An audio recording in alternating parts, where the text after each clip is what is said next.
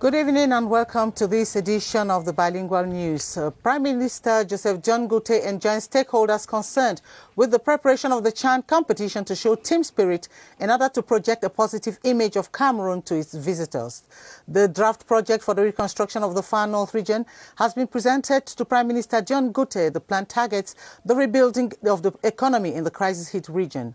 Plus, the Southwest Regional Council Executive Bureau has been sworn in with a call by the Southwest President of the Court of Appeal to work in synergy for the development of the region despite the challenging socio-economic context. Good evening, Adele. Bonsoir Gladys, mesdames, messieurs, bonsoir. Le CHAN 2020 est là. Bienvenue à cette édition bilingue du journal. Mais d'abord, ce message. Ne respectez plus les mesures de protection édictées par le gouvernement.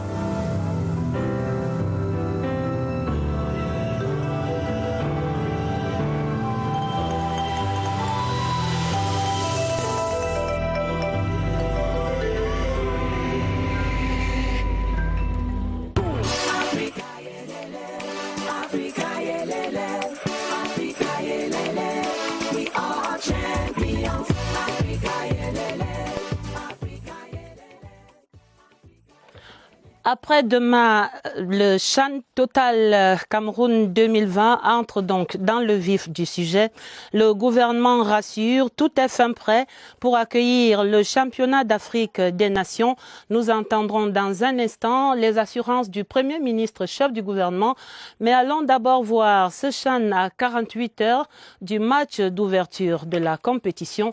Les Lions A' qui sont plus que jamais dans l'esprit du CHAN au cours d'une séance d'entraînement hier mercredi au stade annexe B du complexe sportif d'Olembe.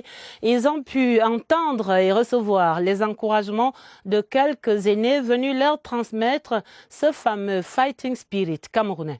Jean-Manuel Essengue. La séance d'entraînement de ce mercredi est particulière. Dans les tribunes, des spectateurs pas comme les autres, les anciennes gloires de référence. Ces lions d'hier vont assister à toute la séance avant des descentes, inviter leurs jeunes frères à se faire violence. Porter le vert ou jaune, c'est pas chose facile. On est bien placé pour vous dire cela, mais sachez que ça arrive à tout le monde. Maintenant, pour surpasser ce stress, mais si dans la tête on n'est pas prêt moralement, on ne peut pas. J'aimerais que dans quelques années, on ne parle plus de cette génération. Il faut écrire votre histoire. Les anciens sont même allés plus loin en délivrant aux lions A' des astuces et des petits secrets pour gagner. La force, on peut l'utiliser lorsqu'on tire à partir de 35-40 mètres. Mais là, les 18 mètres, là, c'est la finesse. Mon petit secret, c'était de négocier mes premières balles. On m'envoie ma première balle, je la négocie bien. Je ne cherche pas à compliquer. Et ça vous met dans le match. À l'écoute des orateurs, on peut bien conclure que les messages ont porté de la satisfaction du patron des sports. Ils sont venus vous passer le flambeau de la victoire, le flambeau de l'énergie dont ils se sont nourris pour porter haut l'étendard de notre pays. Une initiative opportune en cette veille de compétition. Des recettes à succès que ces jeunes lions mettront certainement à profit pour ramener le Cameroun au haut de cette compétition. Et allons donc découvrir les visages de ces principaux acteurs sur le terrain dès samedi face au Zimbabwe. La suite de ce dévoilement des profils des lions A' ce soir. Allons voir les 4 attaquants et les 8 milieux de terrain. C'est un reportage de Évariste Yenga. Les joueurs d'expérience dominent le compartiment offensif des Lions A'. Jacques Zouar, 29 ans, a replié au pays pour jouer avec AS Futuro. C'est le plus capé, champion d'Afrique 2017, 80 buts marqués en club européen, 3 saisons avec FC Bâle en Suisse, vainqueur de la Coupe du même pays en 2012 et plusieurs sélections avec les Lions indomptables. Chez les Lions, Yannick Nteng se rapproche de lui. Déjà 8 sélections pour l'attaquant de 30 ans, double vainqueur de la Ligue des champions africains africaine sous les couleurs de l'Espérance de Tunis, club avec lequel il a aussi perdu une finale. Le coéquipier de Jacques Zoua à AS Futuro est un espoir des A' au même titre que Brian Soga, 21 ans, joueur d'APGS d'un fou, nanti d'une expérience professionnelle étrangère, acquise à Al-Bida au Qatar, d'où il ramène 2 titres de champion et vainqueur de la Coupe U23. Toute la nation est derrière nous, malgré les petites critiques. Soutenir cette équipe, ça doit être une priorité pour tout le monde.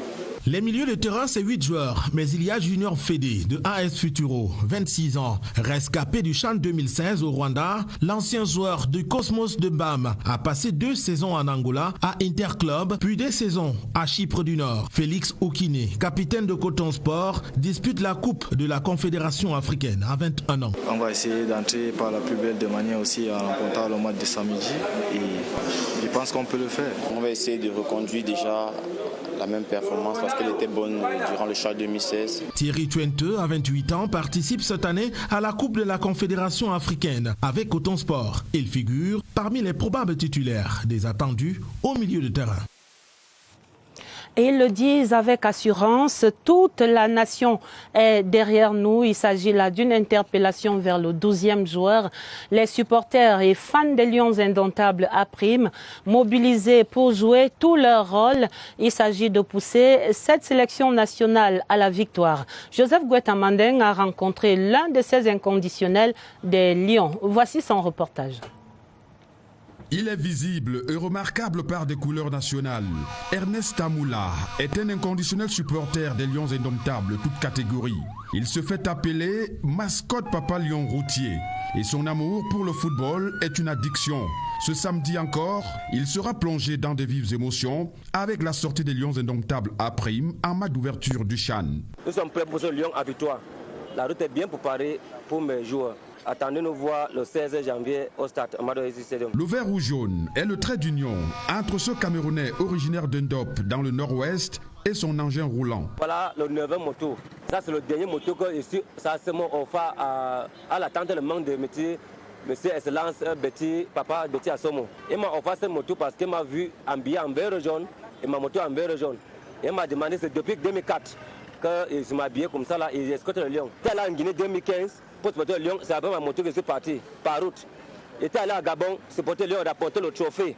C'est avec cette moto. On le verra partout où la sélection camerounaise jouera ses matchs dans ce championnat d'Afrique des Nations de football du 16 janvier au 7 février 2021.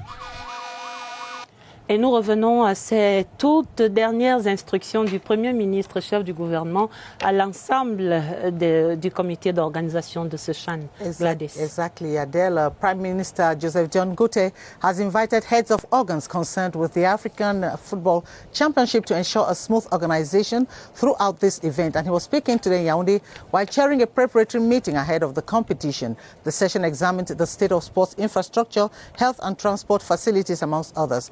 Christian Chen reports from the Star Building. With just a little over 48 hours left before the start of the 6th edition of the African Football Championship, the meeting was a platform to make a final appraisal of Cameroon's readiness to host the competition. Focus at the meeting was on the state of sports infrastructures, the state of preparation of the intermediate Lions, the conditions for the broadcast of matches, and health measures put in place. We are satisfied as far as the organization of this very important competition is concerned. In all the sites, all measures have been taken and all equipments are there, and I'm sure that the CRTV will be up to the task. We are going to test all of staff, players and population who is going to get in the start. Dispositions taken at the east entrance to Douala to fluidify transportation, the state of urban cleanliness and the situation of taxis also came under scrutiny. The head of government has instructed us with all the activities that we made to make sure that the way to hotel and stadium are clean to show the good face of our country. Prime Minister Joseph John Gote has called on all to remain mobilized and alert in order to ensure that Cameroon shows a beautiful face of herself during the competition.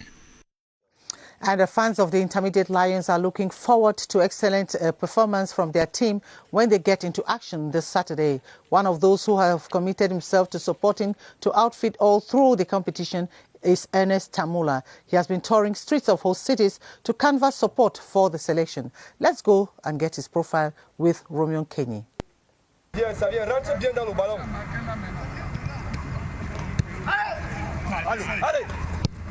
A maiden warm-up session for the Intermediate Lions at the Olembe Annex 2 Stadium. Emphasis is laid on ball controls, demarcation, and vitality up front for strikers. Then keepers are drilled on various tips on keeping a clean sheet. Instructions are doled on the admiration of Sport and Physical Education Minister, Professor Narcis Mwanekombi. In a nocturnal effervescence, a cream of ex-football icons galvanized the lot. They are on the verge entering football honors in the country. I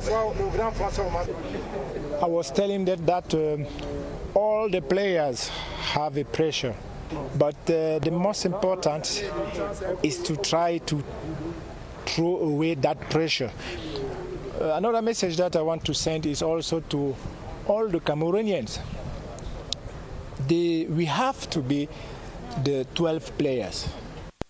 While in camp, the 33 players have equally been extended encouragement messages from the country's top hierarchy. The team will hold another training Friday prior to Saturday's Shan opener against Zimbabwe.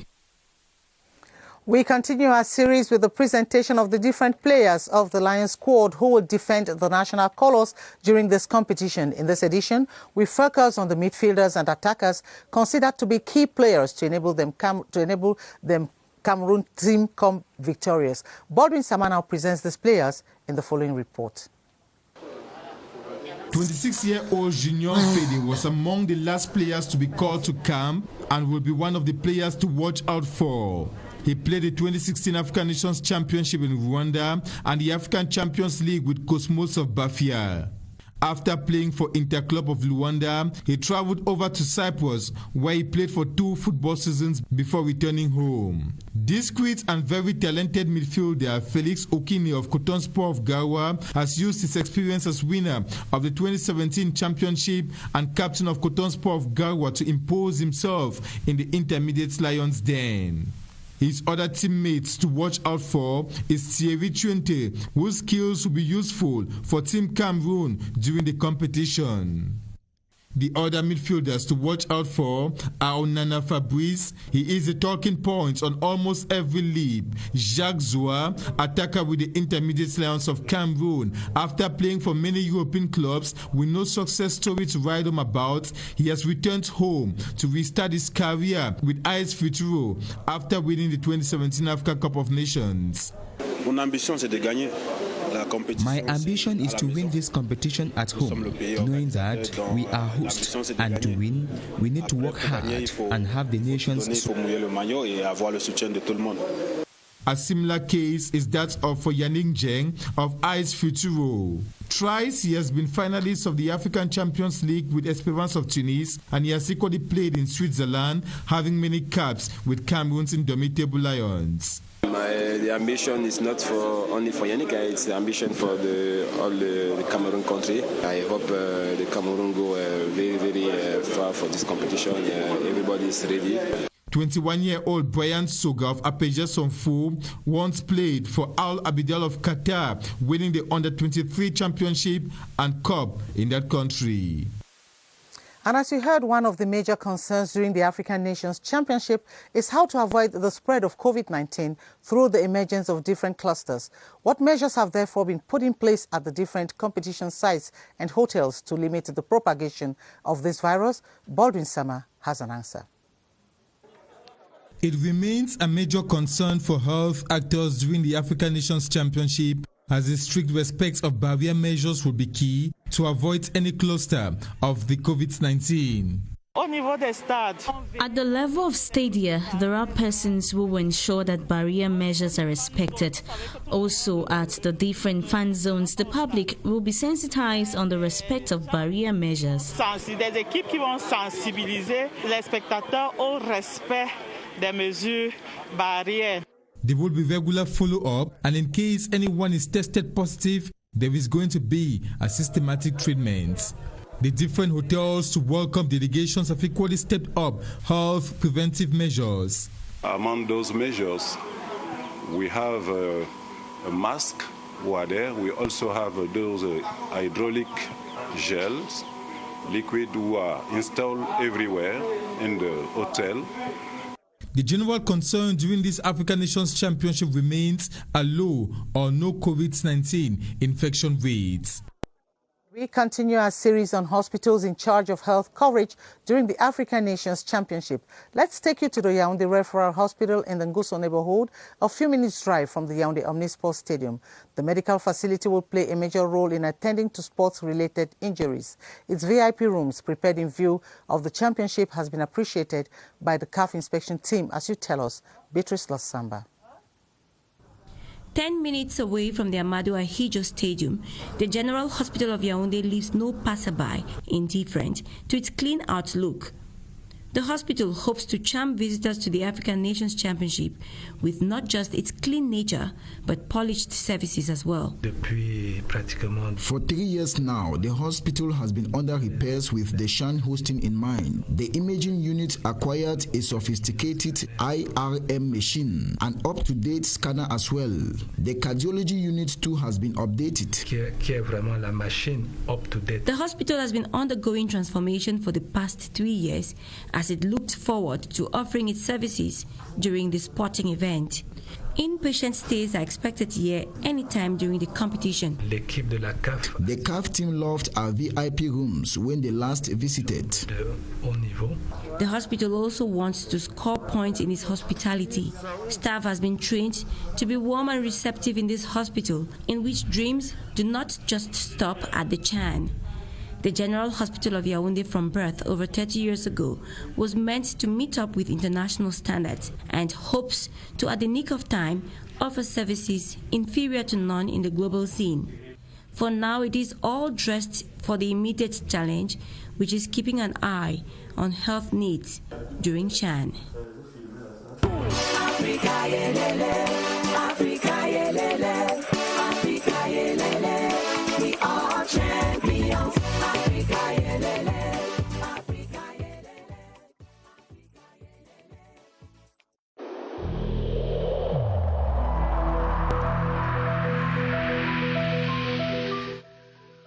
I urge you once again to put on your face masks, to wash your hands regularly, and to consult a physician or any other health personnel if you notice any symptoms.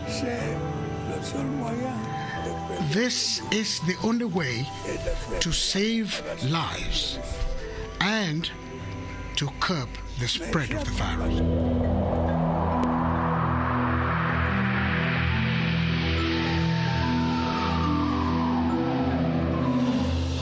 Let's now take you over to the Public Health Emergency Operations Center to have an idea of the latest COVID-19 figures in Cameroon. Our reporter Baldwin Sama is standing by with updates. Hello, Baldwin.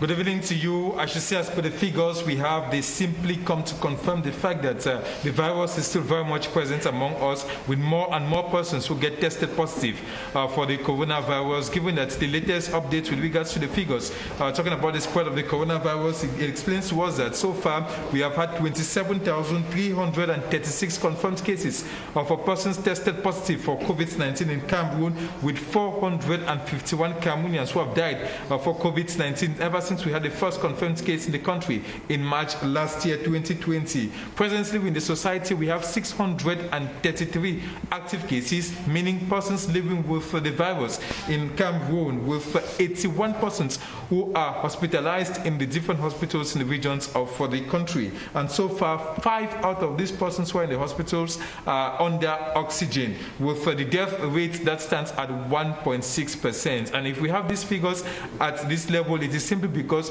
more and more persons have stopped respecting most of these outlined barrier measures to limit the spread of COVID-19. And if we should have these numbers decrease or these figures decrease, this respect for all these outlined barrier measures must be key. Back to you. Well, thank you very much, Bodwin Sama. And we now continue this newscast in French with you, Adele. Gladys, nous allons revenir sur d'autres informations sur ce CHAN dans la suite de ce journal bilingue. Mais nous allons d'abord directement dans le littoral, la région qui accueillait ce jeudi le tout premier président du Conseil. Notre reporter Crise Patricia Loulouga a enregistré les attentes des populations et l'accueil réservé à Polycarpe Banlock. L'instant était attendu par les populations et les conseillers régionaux pour l'entame d'un mandat efficient dans la région du littoral.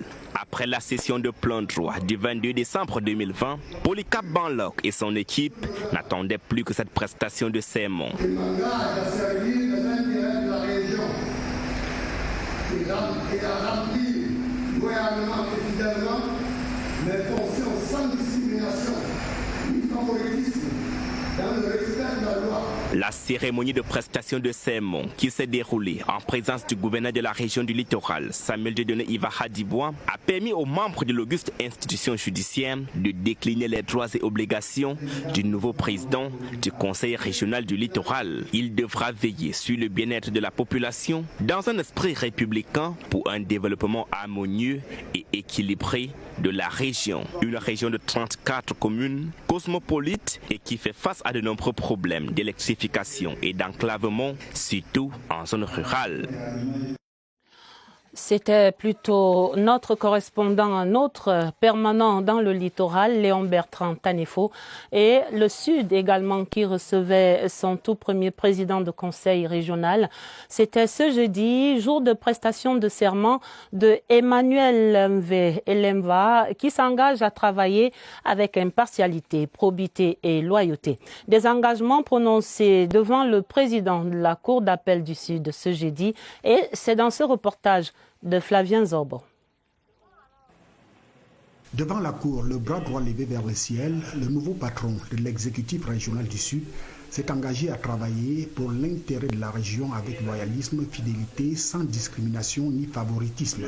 Je me suis engagé devant les autorités judiciaires à honorer mon engagement à remplir avec dignité cette émission pour le grand bien des populations. Séquencée en 2 tableaux, l'audience solennelle y afférente a donné l'occasion aux représentants du parquet de dresser le dense portrait d'un citoyen qui a mérité le 22 décembre dernier la confiance des conseillers régionaux. Il s'engage devant Dieu et devant les hommes à accomplir de manière correcte, n'est-ce pas, la mission qui lui a été confiée par ses pairs. Le dernier volet du cérémonial clôture l'audience, un exercice qui invite le président de séance à recevoir le serment prononcé. Nous restons dans cette région du Sud et précisément dans la ville d'Ambam qui célébrait ce jeudi son tout nouvel hôtel des finances. Le bâtiment ultra-moderne d'un niveau était inauguré par le ministre des Finances. Louis-Paul Motazé a ainsi clôturé en beauté une visite de travail de 4 jours dans cette région. Retrouvons dans la vallée d'une thème Charles Abosoloba. The official opening of the Ambam Public Finance Office marks a new era for business transactions in the Ntem Valley, a division which shares borders with Gabon and Equatorial Guinea. Built on a surface area of more than 12,000 square meters, the modern structure will host 4 public finance institutions of the division. The close to 100 million CFA francs edifice has offices, a conference hall, and lodging facilities, amongst others. While inaugurating the building, the Minister of Finance called on public finance personnel to use the office as a means of improving their output. He also encouraged the people of the Ntem Valley. What they have to do is to see all the opportunities they have. I mean, a modern agriculture, And this will enable the division, this will enable our economy, this will enable the country as large to have a victory on the crisis that we are facing now. Users of the new building say the office comes in handy. The people of the Ntem Valley during the inauguration expressed gratitude to the head of state for the new finance office. Vous l'aurez constaté, c'était plutôt la langue de Shakespeare, Bernice Atabon, racontant cette inauguration de l'hôtel de finances de Ambam. Nous reviendrons certainement dans la langue de Molière tout à l'heure sur ce reportage. Mais d'abord, la suite du journal, nous allons dans le sud-ouest. Gladys. Exactly, Adela. The Executive Bureau of the Southwest Regional Council has been reminded that the development of the region will depend on their commitment to their job. The exhortation was made by the Chief Judge of the Southwest Court of Appeal, Paul Ngute, at the swearing-in of the Bureau of the Southwest Regional Council in Boya. Henry McCauley tells us more. According to Chief Justice Paul Ngute of the Southwest Court of Appeal, the swearing-in ceremony marks many things for the Executive Bureau of the Regional Council. It is the culmination of the implementation of the special status. Chief Justice Paul Ngute made them to understand that the hopes and aspirations of the people of the Southwest region now lie on their shoulders. And transforming the Southwest region into a modern unit, he went on, will only be achieved if the Executive Bureau of the Regional Assembly is serious. Very conscious of the fact that we have a huge responsibility, but I think we are already reflecting on how to kick off. It is the region that has to benefit from our efforts and our foresight. Before taking the oath of office, the Procureur General of the Southwest region, Mbia Emmanuel, read out his submission in which he made it clear that the President, Bakuma Elango Zakios, the Vice President, Chief Dr. Atemi Bako, the commissioners and the secretaries were elected in strict compliance with the law. The ceremony, which saw the presence of the Southwest Governor Bernard Okala Bilai representing the state, was attended by senators, members of the National Assembly, and a host of top dignitaries in the Southwest region. The Japanese International Cooperation Agency, JICA, has awarded Kaizen prizes to some outstanding small and medium-sized enterprises in Cameroon. The objective is to boost the activities of these SMEs and enable them recover from the COVID-19 adverse effects. A ceremony which was chaired by the Minister of Small and Medium-Sized Enterprises, Achille Basilekin III, as you tell us, Ewane Epole, in the following report. Multi-service and industrial enterprise specialize in welding of metals, and the Freedom enterprise specialize in food transformation, all based in Douala, are the two distinguished small and medium-sized enterprises in Cameroon that have received the African Kaizen Prize Award through the Ministry of Small and Medium-Sized Enterprises, Social Economy and Handicrafts. It is an important milestone, but we have to continue making efforts to ensure that our SMEs are really put in a better condition to face the challenges of the globalization process. During the award ceremony, the Japanese International Cooperation Agency's resident representative to Cameroon, Kajayama Tadashi, reiterated that the Kaizen project aims at contributing to Cameroon's economic growth by reducing poverty.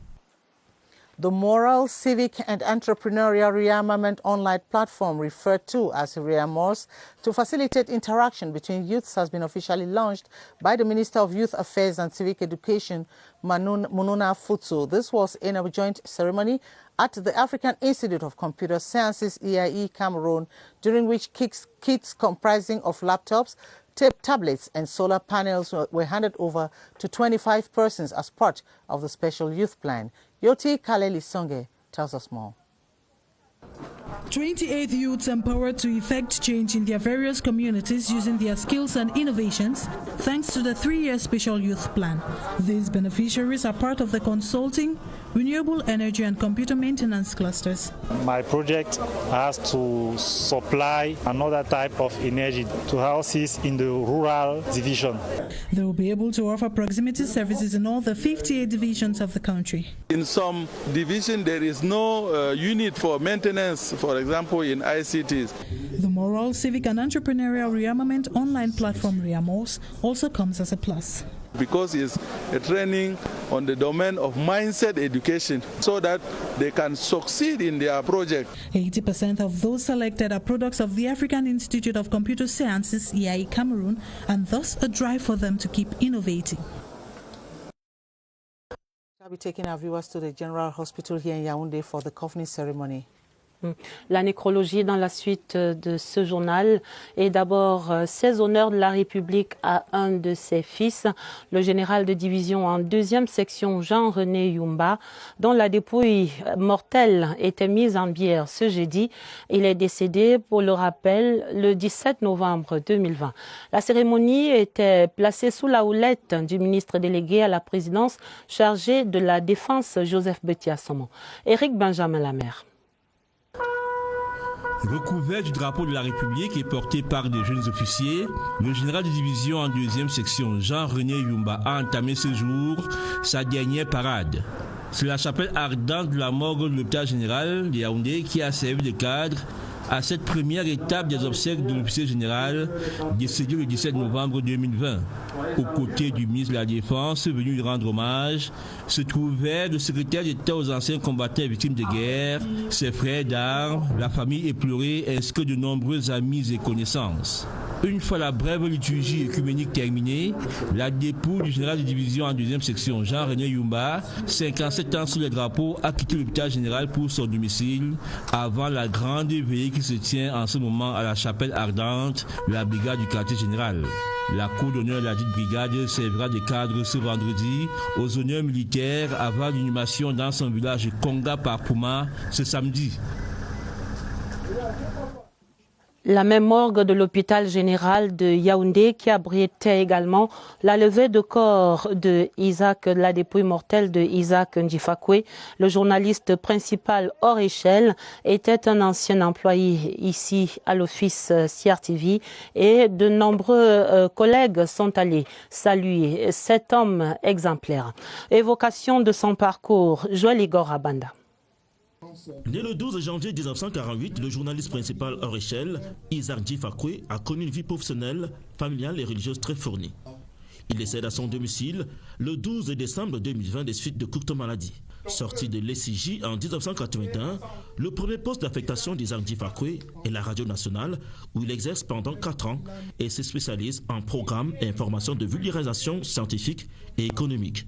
5 ans après de loyaux services à la radio nationale, l'ancien enseignant reconverti en journaliste est admis parmi les majors concours des 3 journalistes principaux. À partir de 1988, il sera tour à tour chef service économie à la télévision nationale. Peu après, il est nommé directeur du centre de formation professionnelle de l'audiovisuel d'Econo. Le journaliste principal hors échelle quitte par la suite la fonction publique et se met à son propre compte. Depuis 1995 jusqu'à son décès, Isaac Ndjifakwe était le promoteur du bureau d'études en management et communication international, médias, conseils et services. Il va rejoindre la terre de ses ancêtres le 16 janvier prochain. Well, a project to ensure the proper and sustainable management of household waste has been presented to municipal authorities in Yaoundé. The project was presented by during a ceremony presided over by the representative of the DO of Yaoundé 2. Victor Siga completes that story. The project will consist in collecting and transforming waste into a vast income-generating sources. It will thus go a long way to resolve the sanitary problems that affect many Cameroonians. Garbages can create employment. We transform garbages into manure, and of course we can also transform this dirt or waste that we have in towns into gas. We can equally transform garbages today into what we can call electricity. During the meeting, members as well as partners were giving a broad understanding of its functioning and benefits to the locals. I'm pleading with the part to assist towns and mayors that will be willing to give him a listening ear. And I think he has financing sources. We just need to work with him and see how we can help most of the local communities create jobs and cleaning at the same time our towns. The project is yet to go operational. The brains behind the initiative count on the massive adhesion of the different mayors to set the ball rolling. Cameroon and Gabon have agreed to partner in the fight against ivory smuggling. This was during an audience granted Gabonese forestry officials by Cameroon's Secretary of State at the Ministry of Forestry and Wildlife, Kulchumi Alaji Bukar. At the end of the meeting, Gabonese genetic analyst spoke to CRTV. Here's an excerpt of what she said. Gabon developed a wildlife DNA forensic laboratory, which is based in Libreville. We offer our service to Cameroon to analyze the geographical provenance of a large ivory seizure, which happened here in October. So we are here to take samples with the permission of Cameroon, and these samples will be analyzed in our lab in Libreville, and then we will share results about the geographical provenance. Pour des raisons indépendantes totalement de notre volonté, certainement quelques difficultés techniques que nous avons, Gladys, à achever ce journal tel qu'annoncé dans nos titres. Nous allons certainement y mettre un terme. Il est 20h06 dans ce studio et nous vous disons que sur cette antenne, dans quelques minutes maintenant, vous aurez les premières couleurs du Chan. C'est une émission spéciale que vous propose la CRTV sur toutes ses antennes et sur toutes ses plateformes digitales. Une soirée spéciale baptisée Chan Show qui est donc bientôt pour vous sur toutes ces antennes pour 120 minutes de plaisir en direct du studio 1 de Mbala 2.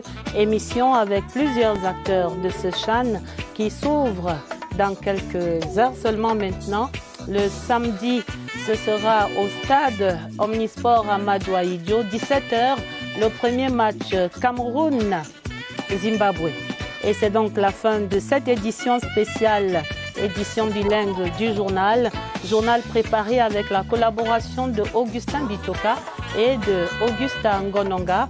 Vous aurez certainement d'autres informations plus complètes sur cette antenne à minuit avec Sadou Mamoudou et Elvis Teke. Nous vous souhaitons une excellente soirée avec ce programme spécial et d'avance un excellent week-end à lundi. Monday. On Monday, Adele, and good night, and thanks for being very good.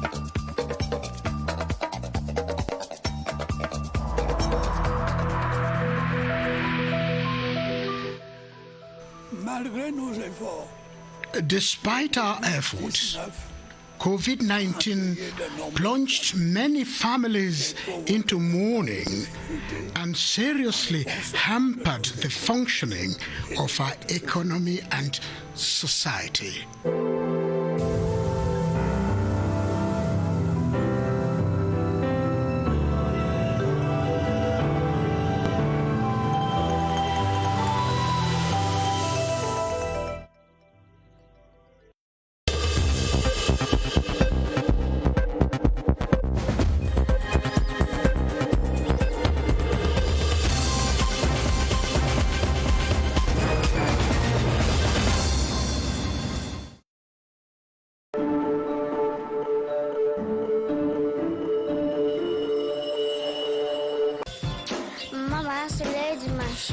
Chaque jour, nous sommes exposés au soleil et aux bactéries, mais je suis tranquille, j'ai mon secret.